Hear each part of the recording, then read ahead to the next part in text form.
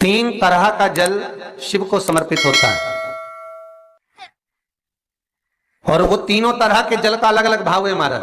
पहला जल सादा, घर से पानी लेकर गए, जल लेकर गए, शंकर को चढ़ाया, वो हमने घर का अपना एड्रेस बता दिया, भगवान शिव को जल चढ़ाकर अपने आनंद के लिए शंकर से कुछ प्राप्त कर लिया। दूसरा जल, जल के कलश में थोड़ा सा इत्र डालकर शंकर को जब समर्पित करते हैं तो महाराज घर में अगर कोई व्यक्ति बहुत रोगीला है, बहुत रोगीला, एक शिव महापुराण में, स्कंद पुराण में, नर्मदा पुराण में, भविष्य पुराण में, अग्नि पुराण में, नारद पुराण में, बरहा पुराण में, वामन पुराण में जितनी चीजें लिखी गई है एक एक प्रैक्टिकल कर देखो तो शिव महापुराण, स्कंद पुराण का यह भाव याद करिए कि एक लोटे पानी में इत्र मिलाकर, जल में इत्र मिलाकर, बहुत रोगीला व्यक्ति, बहुत बीमार व्यक्ति है, एक लोटा पानी उसका हाथ का स्पर्श कराकर शंकर को चढ़ाना प्रारंभ कर दीजिए। महाराज केवल 5 या 7 दिन चढ़ाओ और वो 7 दिन के बाद में उस बीमार व्यक्ति का क्रम देखिए कि उसमें कितना आराम लगा है। औषधि दवाई काम करना प्रारंभ करी कि ना करी।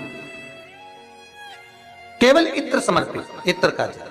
तो पहला जल सादा, दूसरा जल है इत्र का, और महाराज तीसरा जल जो शिव महापुराण के अंतर्गत कहा गया है बेलपत्र का जल।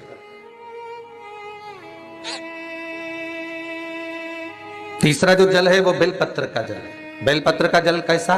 तो महाराज शिव महापुराण की कथा कहती है कि जल के पात्र में एक बेलपत्र अंदर डालकर उस जल के पात्र को ले जाकर शिव को समर्पित करना, अर्थात अपनी मन की कामना भगवान शंकर से कह देना, केवल बेलपत्र के माध्यम। बोलना नहीं है हमको, कुछ